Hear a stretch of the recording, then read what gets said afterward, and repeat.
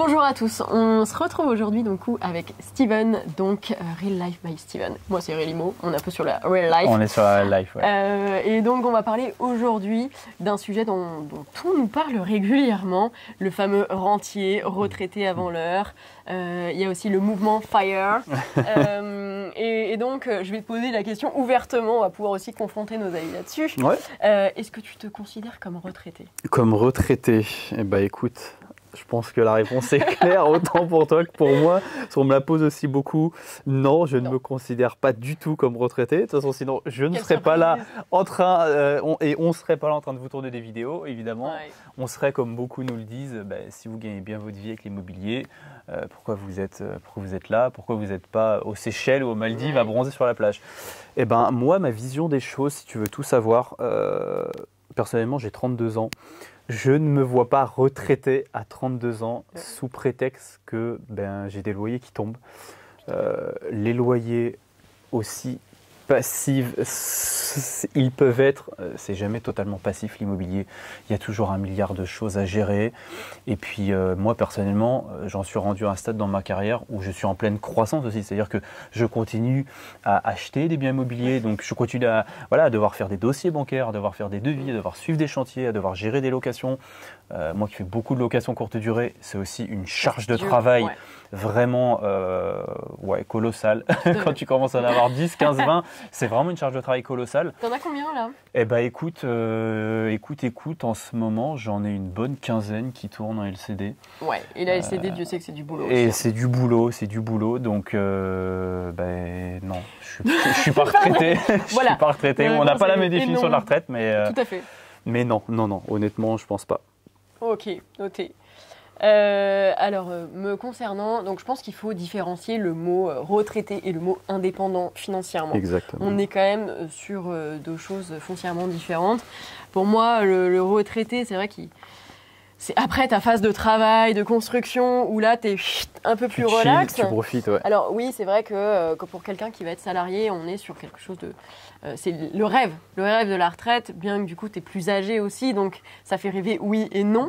Alors que l'indépendance financière, c'est quand même le fait de pouvoir vivre décemment, je dirais, au quotidien, avec ses besoins. On n'a pas forcément tous les mêmes besoins, que ça soit 10, 5, 2 cas par mois. Mais l'indépendance financière, du coup, je dirais que ça, on est bon. On est validé.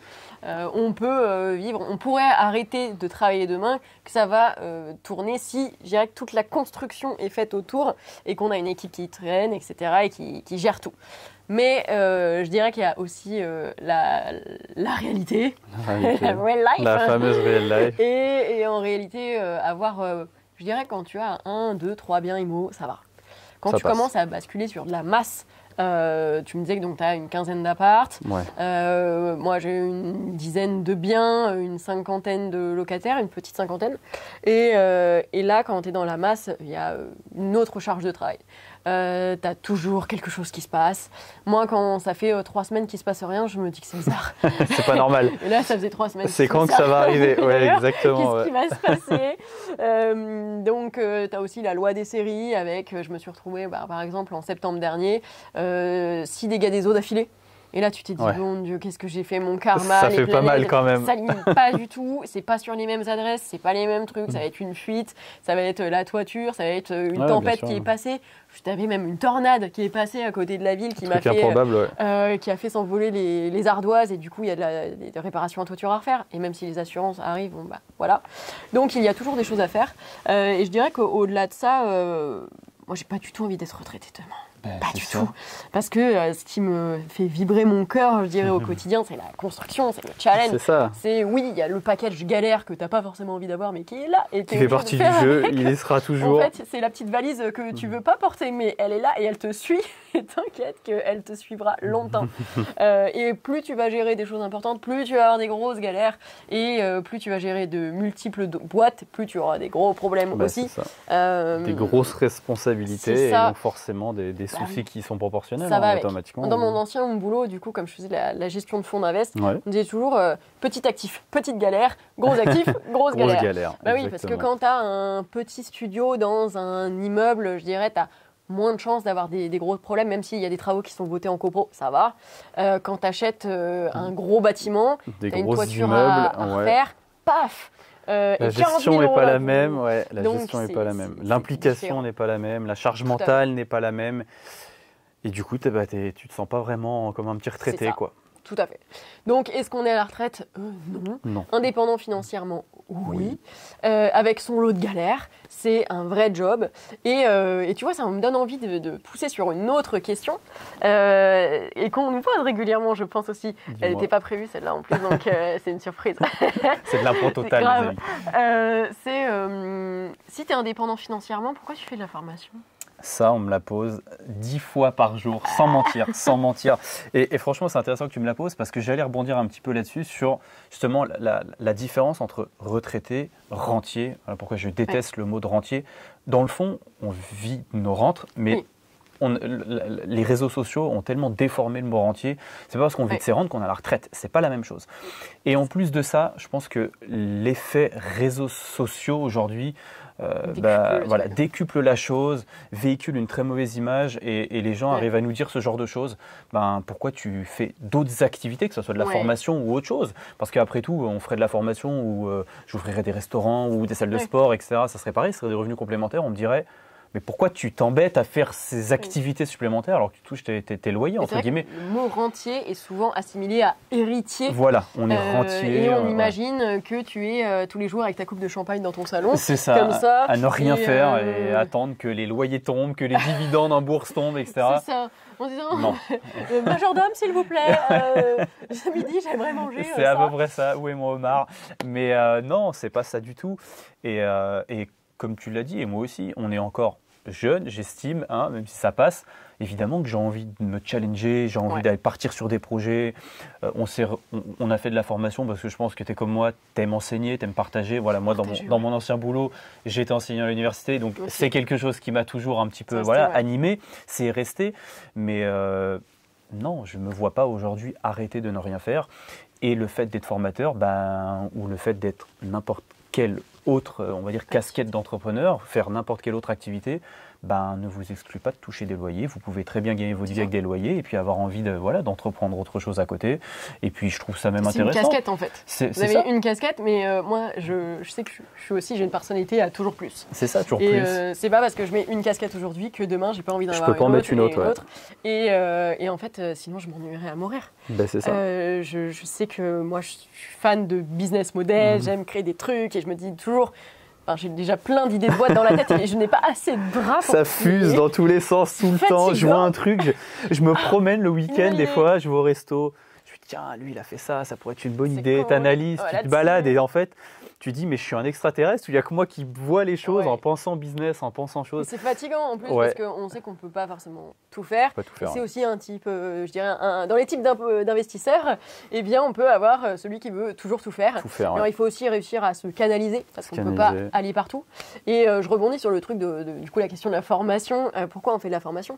Parce qu'effectivement on aime transmettre.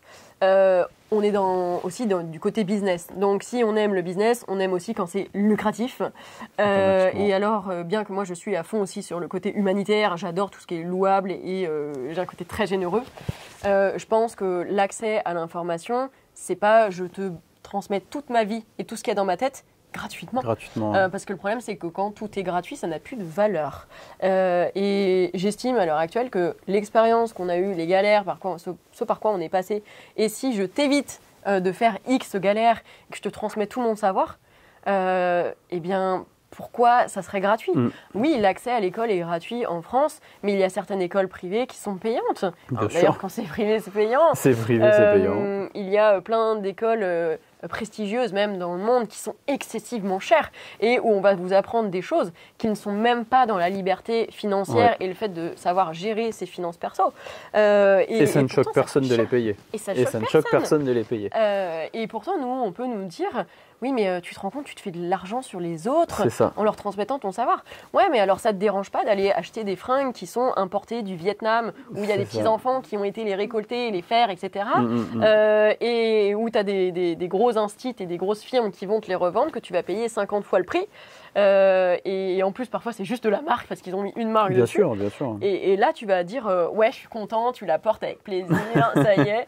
Et là, dans ta tête, tu te dis pas mais ils se sont fait de l'argent sur mon dos. Alors que si, ils se sont fait beaucoup plus d'argent que nous. Mais ouais, non. Donc voilà, il faut aussi remettre le contexte derrière tout ça. C'est une question de mindset, je pense. C'est une question de mindset. Moi, je me forme avec plaisir et je mets de l'argent avec plaisir dedans parce que j'estime que l'accès à la connaissance des autres, si c'est constructif, il faut aussi savoir y mettre un prix. Tiens, voilà. Tu m'as amené une question là supplémentaire et je sais que vous aimez beaucoup les chiffres.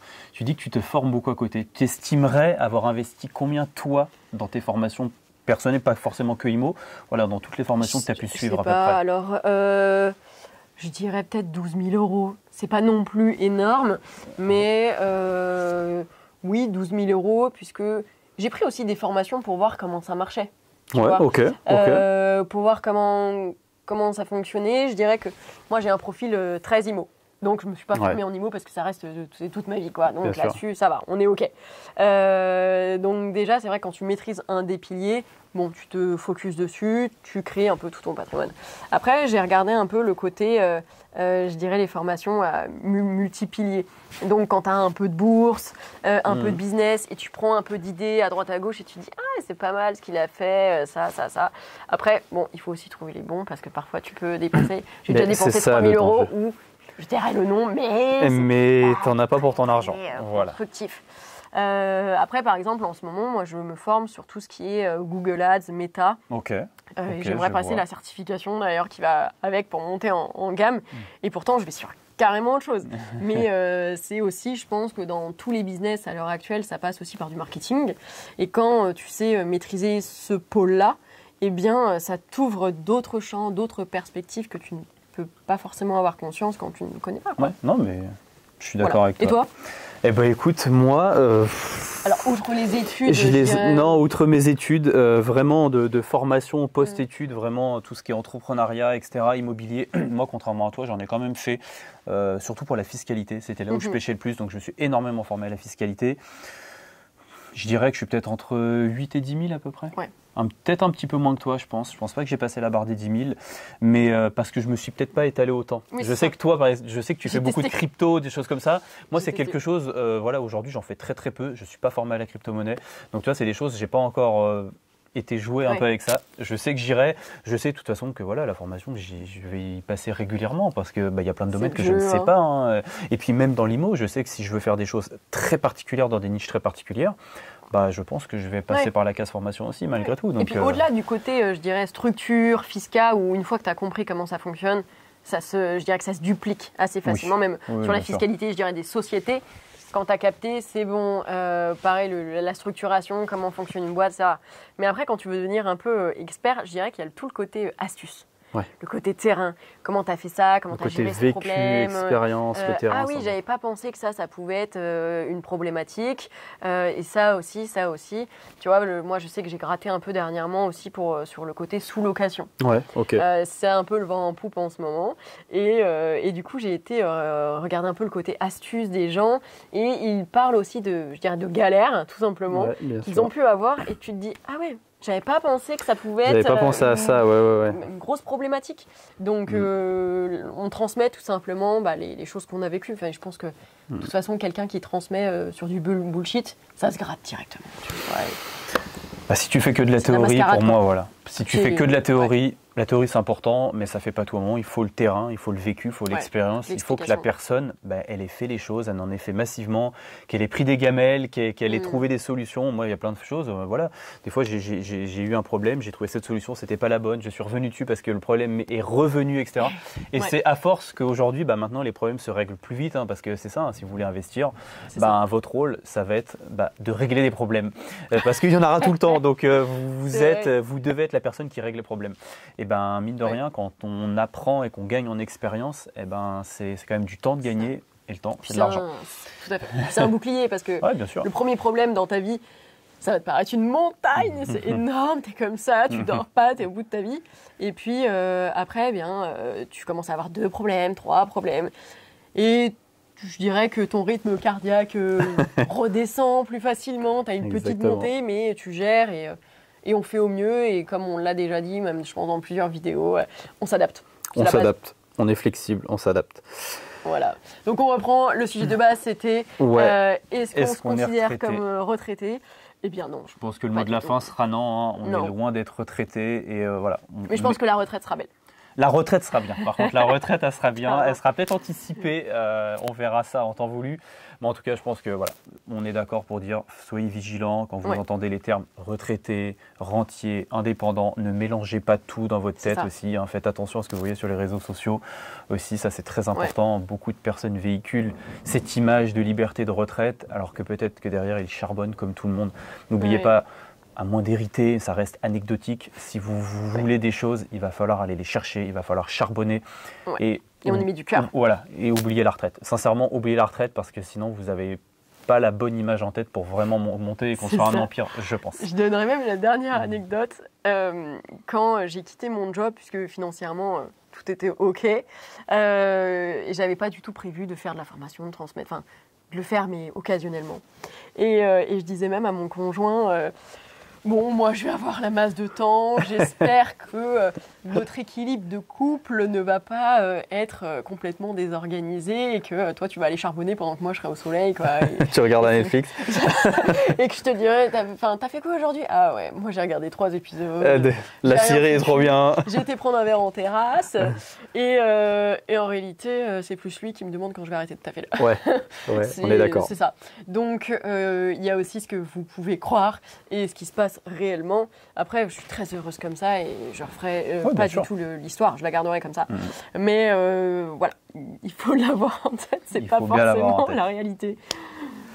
Voilà. Ok, super. Je pense qu'on a fait le tour des sujets. J'espère que ça vous aura plu, que ça vous aura ouvert un petit peu l'esprit et que vous aurez un regard un petit peu différent sur la chose pour le futur. Nous, on vous laisse là. Laissez un petit pouce, likez la vidéo, partagez. Je suis sûr que ça va aider un de vos amis ou de membres de votre famille d'entendre ça. Et on vous dit à la prochaine.